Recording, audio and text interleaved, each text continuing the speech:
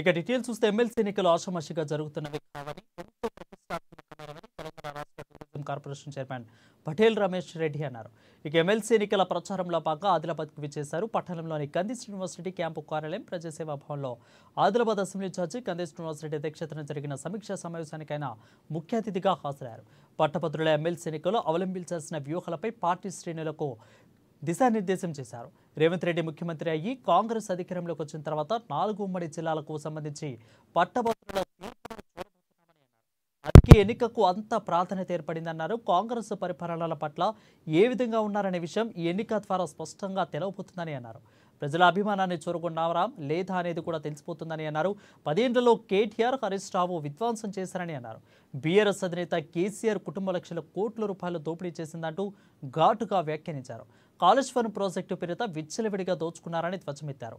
అలాంటి వాళ్ళు పొద్దున లేచింది మొదలు కాంగ్రెస్ పై విమర్శలు గుప్పించి రాజకీయంగా పప్పం గడుకోవాలని చూస్తున్నారని అన్నారు.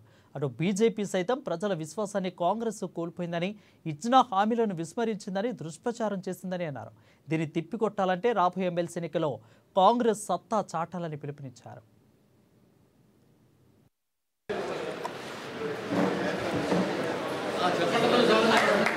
మన ఆఫీస్ ఇన్ఛార్జ్ కయ్యూ మామ ముఖ్యంగా ఈ ఎన్నిక అనేది మనకు రాబోయే రోజులలో సర్పంచ్ ఎలక్షన్స్లో కానీ, ఎంపీటీసీ ఎలక్షన్స్లో కానీ, జెడ్పీటీసీ ఎలక్షన్లలో కానీ ఈ ఎన్నికకు ముడిపడి ఉన్నది. కాబట్టి ఈ ఎన్నికల్లో మనం ఖచ్చితంగా గెలవలసిన అవసరం ఉన్నది. దాదాపుగా ఈ ఎన్నికలలో 52 నియోజకవర్గాలలో ఈ ఎన్నిక సంబంధించింది. కాబట్టి రేపు ఒకవేళ బీజేపీలు గెలిస్తే మొత్తము బీజేపీలు గడిబిడి చేసి మళ్ళీ మీకే మొదటికి మోసం చేస్తారు. కాబట్టి ఈ ఎన్నిక కోసం మీరు చాలా ఖచ్చితంగా మీరు నరేందర్ రెడ్డి గారికి ఓటేసే విధంగా ప్రయత్నం చేసి గెలిపించడానికి ప్రయత్నం చేయాలని కూడా ఈ సందర్భంగా నేను విజ్ఞప్తి చేయడం జరుగుతుంది.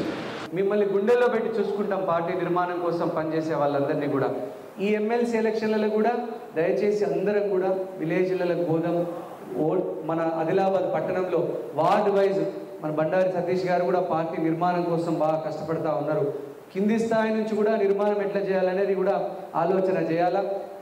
అసెంబ్లీ ఎలక్షన్ల కంటే ముందు ఈ ఎమ్మెల్సీ ఎలక్షన్ కొట్లాడే, తర్వాత ZPTC election, MPTC election, councillor election, sarpanch election, ఏ ఎలక్షన్ని కూడా మనం ఆషామాషిగా తీసుకోవద్దు. అవునా కాదు? పటేల్ రమేష్ రెడ్డి గారు కూడా అనేక ఎన్నికలలో పోటీ చేసిండ్రు. వారు కింది స్థాయి నుంచి మనకు నిర్మాణం ఎట్లనో చెప్తారు. తప్పకుండా పార్టీ నిర్మాణం చేయాలా కింది స్థాయి. మీరు ఇప్పుడు ఈ 12,000 గ్రాడ్యుయేట్ ఓటర్లని కనుక మనం ఫోకస్ చేస్తే తర్వాత ఎలక్షన్లు మీకు ఈజీ అవుతాయి. వీళ్ళు మన ఓటర్లుగా మనం మలుచుకోవాలి. ఇది జరుగుతున్న ఎన్నిక ఏదో ఆషామాషి ఎన్నిక కాదు. ఇది విద్యావంతులు కదా, చదువుకున్న వాళ్ళు కదా, మాకెందుకని చెప్పి మనం వదిలేసి ఎన్నిక కాదు. ఎందుకంటే రేవంత్ రెడ్డి గారు ముఖ్యమంత్రి కాంగ్రెస్ పార్టీ అధికారంలోకి వచ్చిన తర్వాత 14 నెలల తర్వాత 4 జిల్లాలకు సంబంధించి విద్యావంతుల తీర్పును మనం చూడబోతున్నాం. అంటే ఒక రకంగా గతంలో మనకు ఉమ్మడిగా 10 జిల్లాలు ఉంటే అందులో 4 జిల్లాలలో తీర్పు ఇది. అంటే మన పరిపాలన మీద ప్రజలు ఏ విధంగా ఉన్నారు, ఏ విధంగా మనం ప్రజల అభిమానాన్ని చూరగొన్నామా లేదా అని చెప్పి రేపు తెలుసుకునే ఎన్నిక. మరి మనం రోజు చూస్తే కేటీఆర్ గారు, హరీష్ రావు గారు, ఎప్పుడు రేవంత్ రెడ్డి గారు అంటారు వాళ్ళ పేరు బిల్లా రంగాన్ని పెట్టారు. వాళ్ళు నిజంగా కూడా బిల్లా రంగాలే. 10 సంవత్సరాలు దోపిడీ చేసిండ్రు. ఎక్కడనో కేటీఆర్ అమెరికాల అసలు తెలంగాణ ఉద్యమం సంబంధం లేదు, తెలంగాణకు సంబంధం లేదు.